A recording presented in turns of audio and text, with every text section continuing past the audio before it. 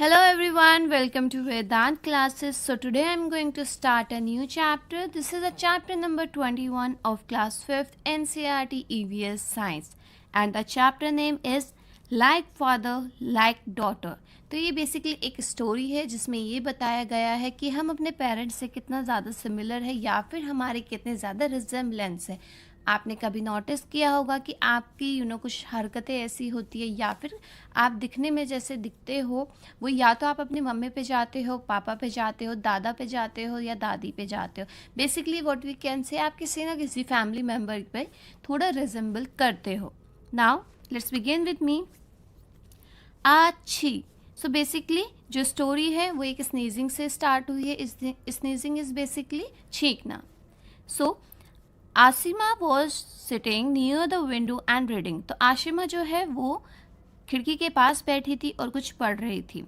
It was windy and there was a lot of a dust in the air. तो first of all बहुत ज़्यादा तेज जो है वो हवा चल रही थी और सेकेंडली उस हवा में था काफ़ी सारा डस्ट, मतलब थोड़ी पॉल्यूशन वी कैन से और धूल मिट्टी वी कैन से। ठीक है। सडनली आशिमा स्नीजेस लाउडली आछी। और फिर अचानक से आशिमा को छींक आ गई और उसने बहुत ही तेज से आछी किया। Now Ashima parents was sorting out vegetables in the kitchen. अब जो आशिमा के पेरेंट्स थे, मम्मी पापा थे, वो क्या कर रहे थे, वो किचन में जो सब्जियां होती है उनको अलग अलग कर रहे थे। Now her mother said she sneezes just like you do, कि जो आपकी बेटी है आशिमा ये बिल्कुल आप ही की तरह छींकती है। And if you were not here I would have thought it was your sneeze. तो उसकी मम्मा बोल रही है कि जो बेटी है आशिमा वो बिल्कुल अपने पापा की तरह स्नीज करती है, छींकती है। और अगर इन केस उसके पापा यहाँ नहीं होते तो कई बार मम्मी को डाउट होता है कि शायद उसके पापा ने ही छींका है। सो वी कैन से कि देखो जो बच्ची है वो बिल्कुल कैसे कर रही है, उसको वैसे ही छींक आती है जैसे कि उसके पापा को आया करती थी। Now fill in the blanks. Ashima sneezes just like her father. तो आशिमा जो है बिल्कुल अपने फादर की तरह ही छींकती है। Do you have any such habit or the trait which is similar to that of someone in your family.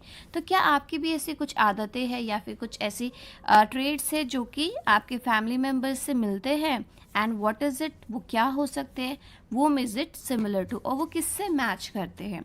सो यहाँ पर आप लिखोगे आपके खुद के स्पेशल हैबिट्स या ट्रेट्स जो आपके अंदर है, बेसिकली जो आदतें आपके अंदर है, और यहाँ पे बेसिकली कि वो चीज़ें किससे सिमिलर है, किससे मैच करती है। लाइक स्माइल, कि मेरे स्माइल जो है वो मेरे फादर से मैच करती है। हेयर, मेरे जो हेयर है वो मेरी मदर से मैच करते हैं। तो यहाँ पर आप अपना लिखोगे कि आपका किससे मैच करता है, कि आप में सिमिलैरिटी किसके जैसी है, अपने मम्मी की जैसी है, पापा की जैसी है, नाना की जैसी है, नानी की जैसी है, दादा की जैसी है। ठीक है, that will be written over here. Now, does your face or anything else look similar to that of someone else in your family and was it? So they were asking कि क्या आपका जो फेस है या फिर आप में कोई ऐसी सिमिलैरिटी है जो कि आपके ख़ानदान में बेसिकली किसी और से मैच करती है, और अगर करती है तो वो क्या है। So yes, some my facial features resemble my parents. कि हम बोलते हैं ना कि इस बच्चे के नाक नक्श जो है वो अपने पेरेंट्स से मिलते हैं।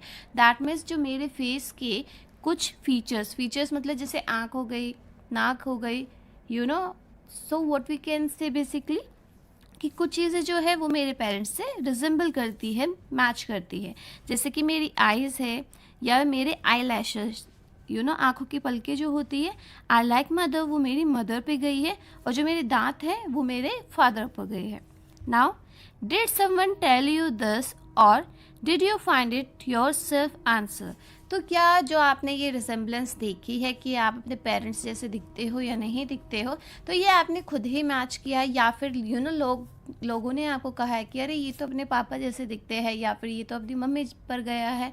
बेसिकली ये आपको आसपास के लोग बता देते हैं।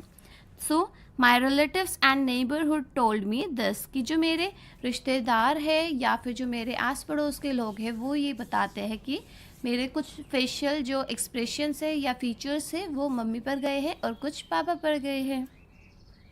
Now How do you feel when people compare you with someone else in your family? Why do you feel so?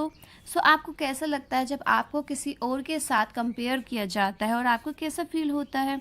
So I feel happy because I am a part of a great family, कि मुझे बहुत अच्छा लगता है जब कोई कहता है कि मैं किसी के तरह हूँ, बिकॉज मैं उस ग्रेट फैमिली का एक पार्ट हूँ, एक सदस्य हूँ. नाउ वो laugh the loudest in your family, कि आपकी फैमिली में सबसे तेज कौन हंसता है. लाफ लाइक दैट पर्सन, और आप उसकी तरह हंस कर देखिए. So my uncle laugh loudest in my family, कि मेरे जो अंकल है वो सबसे तेज हंसते हैं हमारी पूरी फैमिली में.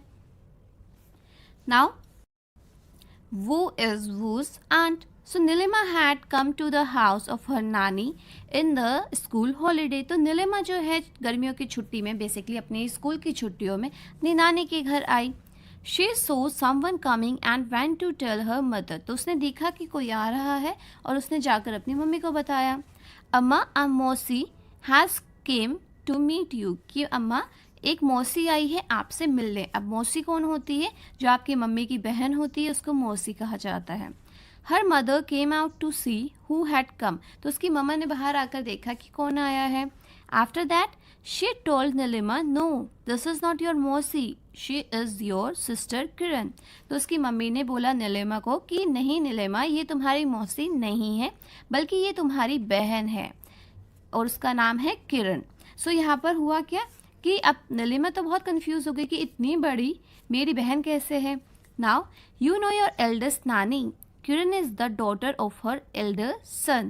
So what we can say, तो यहाँ पर उसकी मम्मी उसको समझाना चाह रही थी कि जो उसकी नानी है, बेसिकली नानी की बड़ी बहन के बेटे की बेटी है. अब इसका मतलब क्या हुआ कि जो नानी थी वो दो बहनें थी, एक तो नीलिमा की नानी और एक उनसे बड़ी बहन थी. अब जैसे नीलिमा की जो मम्मी है वो नानी की बेटी हो गई, उसी तरीके से जो बड़ी नानी थी उनका एक बेटा था बड़ा और उनकी बेटी, मतलब आप सोच सकते हैं जैसे नीलिमा की बेटी होती है अगर, अभी तो नीलिमा खुद चाइल्ड है, छोटी सी बच्ची है, बट इस लिहाज से हुआ क्या बेसिकली कि ये दोनों कजन्स हो गए. सो व्हाट वी कैन से कि किरण जो है वो डॉटर है एल्डर सन की, उसके एल्डर नानी की. सो किरण इज़ योर कज़न सिस्टर. तो इस हिसाब से कज़न सिस्टर हो गए दोनों. तो किरण और नीलिमा जो है वो बहनें हो गई, cousins. In fact you are her cute son Sameer mausi. बल्कि जो यहाँ पर किरण आई थी तो उसके जो बेटा है, उसका एक बहुत ही क्यूट सा बेटा है, आप यहाँ पर देख सकते हो.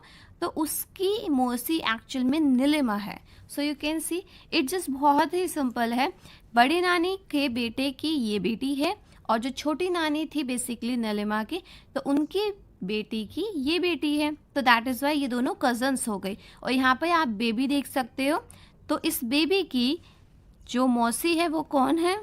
वो हो गई नीलिमा. तो नीलिमा जो है वो एक्चुअल में मौसी हो गई.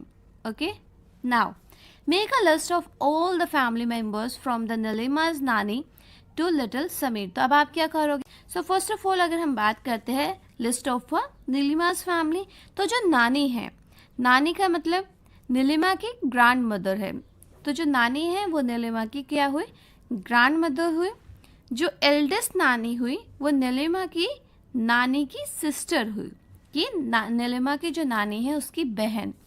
Now elder son of a नानी, अब नानी का जो सबसे बड़ा बेटा हुआ वो नीलिमा का मामा हुआ बेसिकली. अब नानी का जो बेटा होता है वो आपका मामा होता है. नाउ किरण, अब किरण जो है वो नीलिमा की कज़न थी, कज़न सिस्टर हो गई. नाउ समीर, अब समीर क्या हुआ? वो नीलिमा का नेफ्यू हो गया, तभी तो नीलिमा उसकी मौसी हुई. Now so in this question, in your family are there any such example. तो क्या आपकी फैमिली में ऐसा कोई एग्जाम्पल है जिसमें कि अंकल नेफ्यू या फिर ब्रदर एंड सिस्टर का रिलेशन हो बट उनके बीच का जो एज का डिफरेंस है वो बहुत ज़्यादा हो? So find out from your Elder. तो जो भी आपके घर के एल्डर्स है आप उनसे पूछ सकते हो. So yes, I do have uncle, nephew, brother and sister in my family where there is a big difference in the age. कि हाँ मेरी फैमिली में भी ऐसे लोग हैं जिनका अंकल और नेफ्यू का रिश्ता है या फिर ब्रदर एंड सिस्टर का है, मगर द थिंग इज़ और उनके बीच में जो है बहुत एज का डिफरेंस है. इवन हम लोगों को भी स्टार्टिंग में अजीब लगा था.